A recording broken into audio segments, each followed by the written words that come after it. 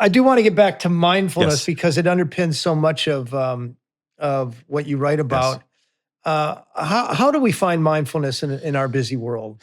Yeah, so mindfulness, again, was one of these umbrella terms that there's no wrong definition. And however people are mindful is their business, and it could be impactful in whatever way.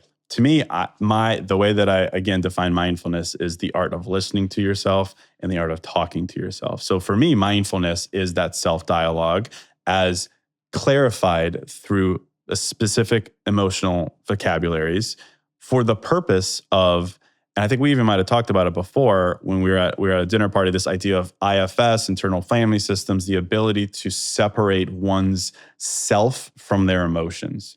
That's what mindfulness helps you do, right? So it's the difference between sitting in an emotion like anxiety and saying, man, am I anxious?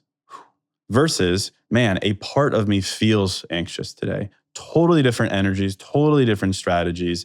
And that's referred to as internal family systems, the idea that your mind and your essence is composed of many different parts. Of course, you have the self, which is like the compassionate, wise, honest, capable, delusionally optimistic self.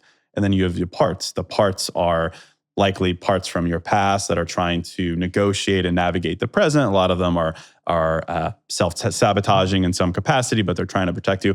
It's our job to restore harmony between those parts. Mindfulness through the lens of language in the form of how we speak to ourselves is everything. And it's very specific and very small, but really all I advocate for is instead of saying I am emotion, it's a part of me feels that emotion. And with that as a starting point for navigating emotions, everything that follows is so much simpler. Separating the emotion from the wholeness of your identity. I led a workshop in LA a couple of weeks ago with Mattel, the children's toy and games creator. It was all about connecting with your inner child. Yes. And we played Uno, and I rewrote Uno for them, and it was fun. But the whole idea was like, what's the difference between children and adults when it comes to emotions? Well, many things. But the key one that I honed in on was permanence. Kids can have a bad day and they can feel sad and they can verbalize that in some poor capacity. But the next day they wake up and they're not a sad person. It was a fleeting moment. Adults, permanence. And especially with the way that we describe it, it's I am sad. I am a sad person. And then we have more evidence to support it. And even if we're not objectively saying that over and over, subconsciously, that's what we are. So the whole idea with mindfulness as a form of listening to yourself, talking to yourself is, how can we use better language, and how can we separate the emotion from the whole as a starting point? And then everything from that becomes so much simpler and is indeed the path to optimism.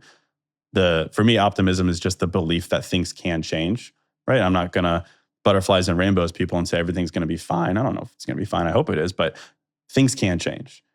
The way that we actually live a reality where we truly believe that things can change is how we describe our emotions. I am anxious versus a part of me feels anxious. The latter allows for that change.